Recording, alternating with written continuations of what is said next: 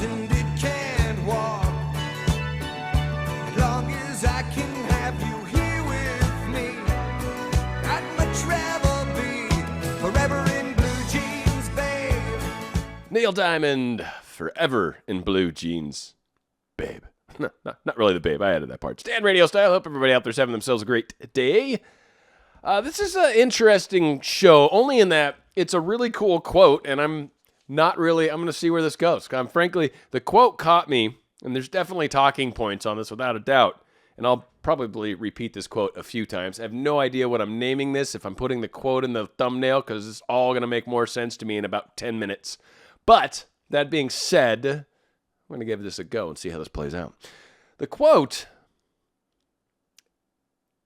and this is like life-changing, so just to put a little perspective on this, to kind of get you thinking in the direction, at least that I'm taking this from, is the sense of we're all evolving beings. We're all trying to make a better life for ourselves. We're all trying to create some sort of outcome to improve the situation that we're currently in, right? We're trying to improve our lives. Maybe it's to find a specific person. Maybe it's to find more money, a job, a boat, a house, a car, a yacht, a new best friend, whatever.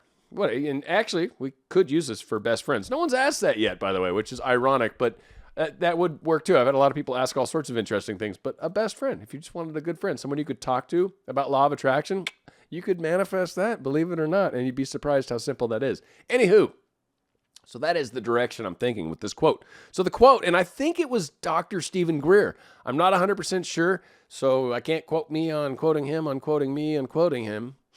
But I think it was Dr. Stephen Greer. He's an interesting fella. He's a very, very smart guy. He used to be an ER doc, and long story short, he's kind of gotten into the UFO community and stuff. But he does it from a level that's extremely spiritual.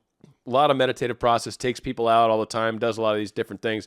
Very, very fascinating stuff. So anyway, it's on the crazier side of things that I'm into, but I am into some seriously interesting stuff. And most of you guys, I just keep it away because a lot of things that people label as crazy, I've probably dabbled or checked it out or whatever. But anyway, we can never see past the choices we don't understand. Let me say that again. We can never see past the choices we don't understand. When we try to imagine in our minds where we're going in life, a lot of times we play these scenarios out. I call extrapolating is what I typically do, where I'll take a concept and I'll run it out in my mind a little ways. Like say, for example, dating someone. This has been a fun one for me. Maybe I'll go out with them once or twice. Maybe I've kind of gotten to know them a little bit. And then I'll extrapolate our relationship outward. And it's like I can kind of experience it in a little bit of longer chunks. And I can start to see things that are good or bad or whatever. And I'm not saying that, I've done this in the past. I've done this with jobs. I've done this with a lot of things. So it's not just relationships, because I could see where people would say, well, you're just stuck on so-and-so. You're right. I could just be stuck on so-and-so. I've done this with jobs as well, where I'll run myself doing, like, can I imagine doing that job? And I'll run myself out day to day. And it's like, yeah, no, that sounds rad. Or I don't think, after doing that a little while, I know I'd get paid more. I don't think I'll enjoy it. So again, something not to do sometimes is doing a job just for money, right? Because you'll actually find that you get stuck doing crummy jobs sometimes, making really good money, and you're better off finding a place where you can do what you love doing, or at least a chunk of what you love doing, and then get paid for it. And then you can start to evolve that, because you're in sort of a profession, and more experience obviously is a better thing. And so, again, I don't know if I'm getting off topic or not. I'm not sure. Again, we're just doing this. We can never see past the choices we don't understand. So when we try to extrapolate out, when we try to look down, if it comes to a place in our lives where we are going to choose something that currently we couldn't. Say, for example, we'll use a specific person, for example, and I'll kind of sort of lean on my side of it, because what I have done is stupid. And I get why I'm doing it, but I get outwardly to anybody, and I'll admit that. So here's the thing. A guy that's waited 5 years plus to be with someone, right? I could see where the standard thing is. I don't offer a lot, by the way, which is the other interesting part. A lot of people have opinions without knowing very much, but it's very cool. But that being said, waiting 5 years, obviously she doesn't want to be with you, right? Period. I get you. I totally get you. That would be what it would look like, right? And then on top of that, If she wanted to be, she would be with you. Obviously, there's things it's like you pushed out. That's why you're not together, right? There's all these different things. But what ends up happening sometimes is we make choices based off of something that maybe a year ago or 3 years ago, if you would have said, hey, it's going to take you 5 years to get to her, or 6 years, 7 years to get to her, would you do that? And if you would have asked me that 5 years ago, right? Like, no, I'm not going to invest 7 years into this. Are you kidding me? No, screw that. There's no person. Yeah, so what? We had this amazing thing that happened when we first, like, really, and it hit us both. Yeah, whatever. Who cares? Right? And then I never would have gotten even sort of down this path and then gone, oh my Jesus, this is like one of the most amazing people I've ever met in my life once I got to know her.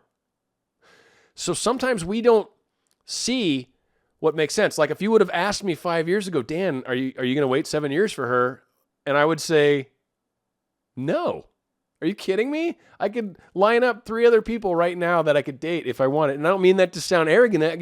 I know I can. That's not an issue. It happens. Like I know people and I'm a nice guy and I'm sort of funny and whatever. It's fun to go out. And I'm just very busy. That all being said, when you're asked something at one point, you might not be far enough down the path. So I've talked frequently about how sometimes people like our SP that we get frustrated when they're maybe dating someone else, for example, right? Something that's kind of, why is this happening? This is horrible. Again, sometimes things need to happen that teach us some very key, important things. Again, in the case of relationships, what's good, what's bad? These are really, really solid pieces of information that we'll frequently pick up from going out with someone else or them dating someone else or whatever. These things can have benefit when it seems like everything's falling apart. Sometimes it's falling together, as I did a show not too terribly long ago. There's a lot of aspects that sometimes don't make sense from our current vantage point. But when you get down the road a little ways, I always say hindsight is 2020. For anyone that doesn't really understand what that phrase means, I know a lot of people do, so I apologize, bear with me. But for those that don't, hindsight is 2020. 2020 is perfect vision, right? Your 2020, it means for whatever perfect vision at 20 feet, you can see 20 feet or 20 meters or whatever the heck. It's probably just variant, but it's 2020 is what it represents. Hindsight's behind you. So when things have already happened, I can see perfectly well why it happened because it all makes sense. But when you're looking ahead and wondering, hey, am I going to be able to do this, or is this going to happen, or blah, blah, blah. Like a lot of times you feel like it is, so you go for it, but you won't really know for sure until it happens, right? That's what manifestation is all about in the big picture, is creating a scenario that doesn't currently exist.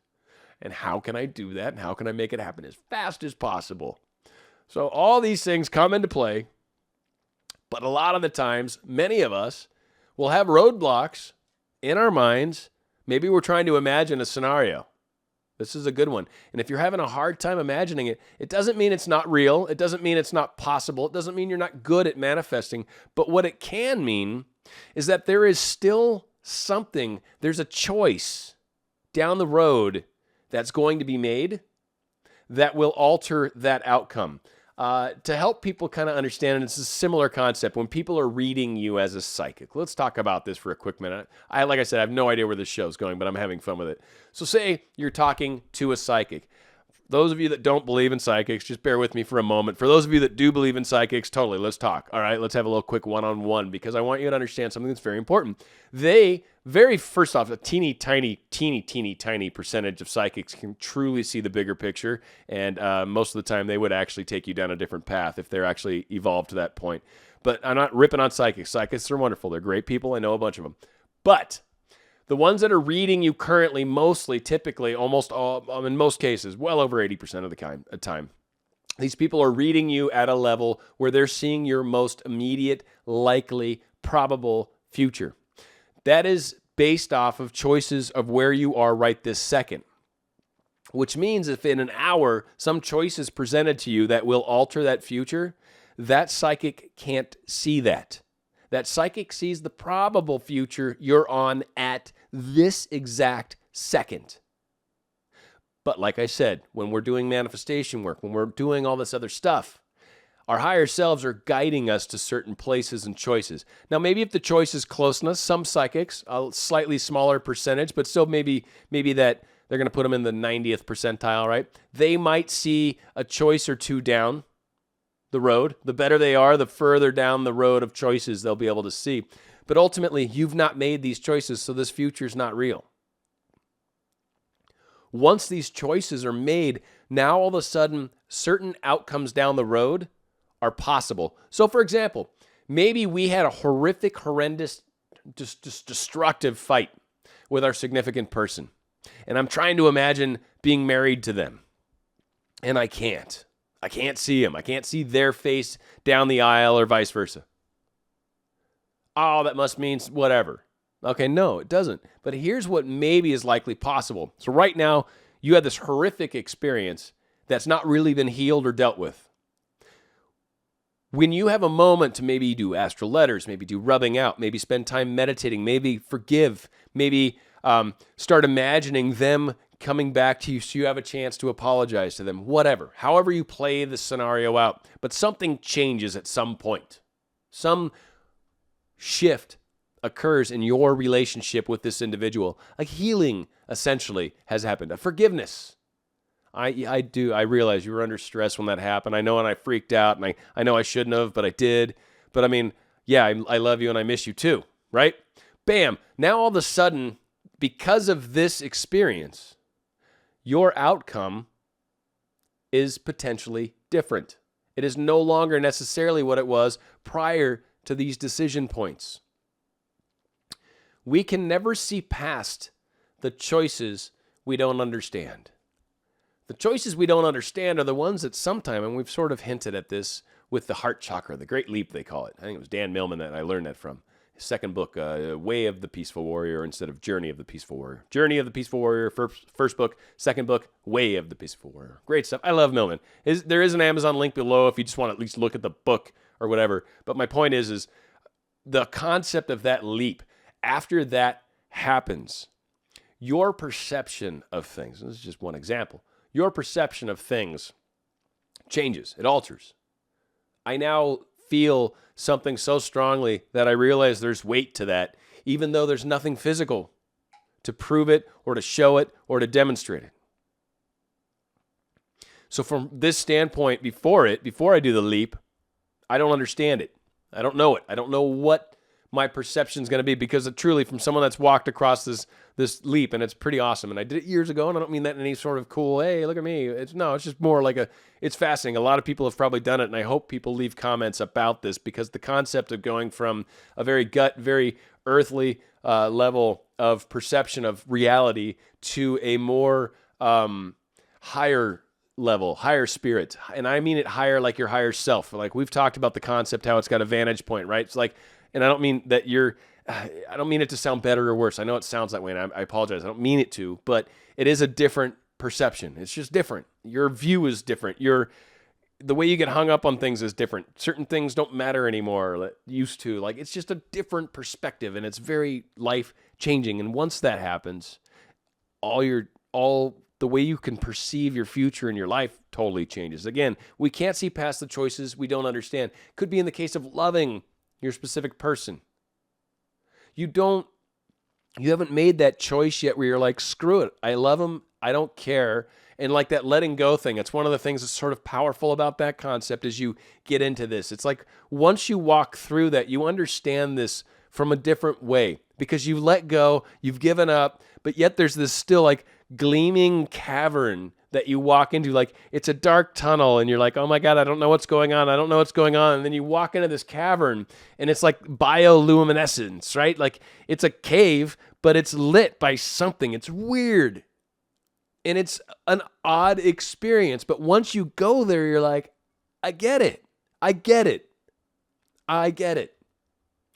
It's different. And from that moment forward, your life is forever changed in your perceptions. And now all of a sudden, when you try to imagine your specific person walking down the aisle, when you do it, you're like, oh, I can see them now. That's why. So sometimes just because you can't see something right now doesn't mean it's not real. A better way to look at it is some stuff still needs to happen in your internal part of you. It has to happen within you that will allow that to be. So just because you can't see it yet, it's not a bad thing. It just means, all right, I got some things I need to work on. Maybe it's forgiveness. Maybe it's, like I said, I tried to give some examples. There's a spiritual evolution side of it, for sure. There's a forgiveness side of it, for sure. There's, what was other? Maybe job, maybe something, like maybe some sort of new, like now all of a sudden you're making twice what you were making, 6 months ago, and your whole outlook on life changes. Again, that's that consciousness they talk about, by the way, when it comes to money, is the way you feel when you have a lot of money is the feeling that brings money to you. So the big trick in the law of attraction with money, and it's much like love too, it's like you've got to feel the wealth of yourself before you actually have the wealth. And that's what attracts the wealth. And that's why it's so difficult for a lot of people, because we're trying to feel a certain way that we perceive we need the experience that we're trying to manufacture to actually feel that way. But we're being asked to feel that way before we get that. Oh, I can't. Well, yeah, you kind of have to. And that's really actually how it comes. Feelings first, and then that's what you attract, and you get more of it, and it reciprocates from there. A lot of times you can get, well into the cycle of it all and be like, I didn't realize, when I changed my thoughts, all of a sudden things started getting crummy. I just noticed everything started getting crummy, and then I was thinking about how crummy it was, and it was crummy, and it kept being crummy. But it's that the chicken or the egg. I don't know. I mean, really, but frankly, thoughts usually generate feelings. That's usually kind of how it works. And you want that feeling. So you use thoughts that will help you feel a certain way. And when you do that, it usually creates an image in your mind, which is the imaginal side of it. Like all that stuff works together to kind of create that happy feeling.